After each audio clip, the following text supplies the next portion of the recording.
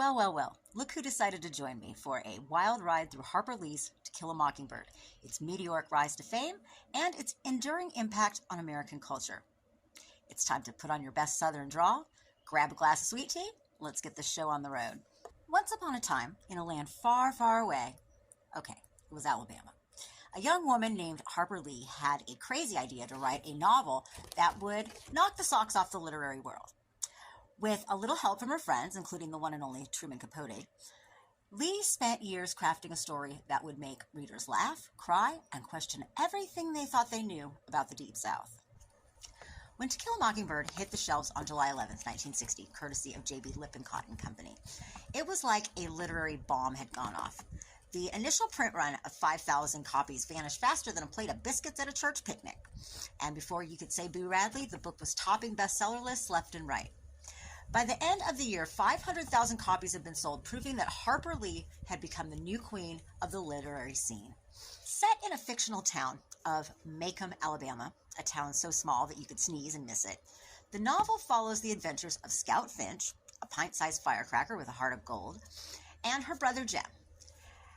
As these two rascals navigate the ups and downs of small-town life, they find themselves smack dab in the middle of a trial that's got the whole town buzzing. Enter Atticus Finch, Scout and Jem's dad, and most principled lawyer this side of the Mississippi. When Atticus takes on the defense of Tom Robinson, a black man wrongly accused of a crime he didn't commit, things get real messy real fast. Through Scout's innocent and often hilarious observations, we witness the ugly truth about racism and injustice in the American South. But To Kill a Mockingbird isn't just a courtroom drama. It's a roller coaster ride of emotions that will have you laughing one minute and ugly crying the next. With a cast of characters that include the mysterious Boo Radley and the nastier than a snake in an outhouse Bob Ewell, Lee creates a world that feels as real as your own backyard. When the novel burst onto the scene, critics were falling over themselves to sing its praises. They gushed about Lee's masterful storytelling, her unflinching honesty, and her ability to handle heavy topics with a touch of Southern charm. In 1961, the novel snagged the Pulitzer Prize, and Harper Lee became an instant literary legend. But the impact of To Kill a Mockingbird went way beyond book clubs and English classes. The novel became a rallying cry for social justice warriors everywhere, inspiring a whole generation to stand up against inequality and fight for what's right. Its influence can be seen in everything from the Oscar-winning film adaptation, hello, Gregory Peck, to the countless stage productions and school curricula that keep the story alive. Fast forward to today, and To Kill a Mockingbird is still going strong, with over 40 million copies sold worldwide and translations in more languages than you can count. It's clear that the novel's message is as relevant as ever. Whether you're a wide-eyed kid discovering it for the first time or a jaded adult rediscovering its magic, To Kill a Mockingbird has a way of worming its way into your heart. Through razor-sharp wit and heartfelt exploration of the human condition, this novel has cemented its place in American literature. But more than that, it's a call to action for anyone who's wanted to make a difference, a love letter to the power of empathy, and a testament to the unbreakable spirit of the human soul. As we continue to navigate the ups and downs of our own crazy world, let's take a page out of Harper Lee's book and remember that a little laughter, a lot of love, and a whole heap of courage can go a long way. But there's also a scandalous side to Kill a Mockingbird. This book has had its fair share of drama, from banned book lists to courtroom battles. Believe it or not, To Kill a Mockingbird has found itself on the naughty list every once in a while. This book has been banned, challenged, and censored in schools and libraries across the country. Reasons? Well, some folks got their feathers ruffled over the book's use of racial slurs, its discussion of rape, and its portrayal of racism in the American South. But here's the thing.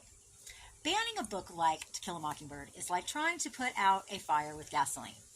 The more people tried to suppress it, the more popular it became. Suddenly, everyone and their brother wanted to get their hands on a copy just to see what all the fuss was about. Talk about a marketing strategy.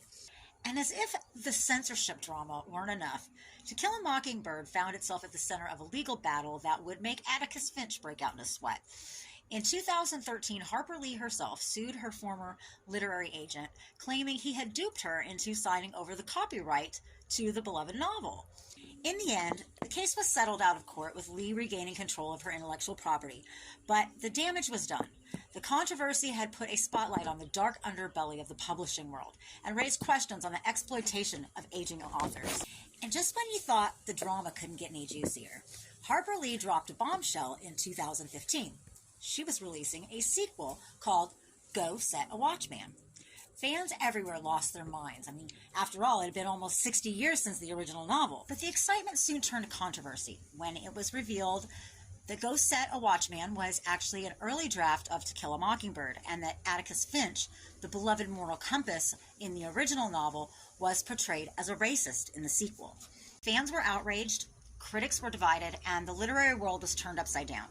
Some accused Lee's publishers of exploiting an elderly author for financial gain, while others defended the book as a valuable piece of literary history. Regardless of where you stand on this issue, one thing's clear. The controversy surrounding Go Set a Watchman has only added to the mystique and legacy of To Kill a Mockingbird. And despite all the drama, one thing remains true. To Kill a Mockingbird is a masterpiece of American literature, a book that has touched the lives of millions of readers around the world. Its message of compassion, empathy, and justice is as relevant today as it was when it was first published. So the next time someone tries to ban To Kill a Mockingbird or questions its place in the literary canon, just remember the words of Atticus Finch. You never really understand a person until you consider things from his point of view. And if that doesn't work, just throw the book at him.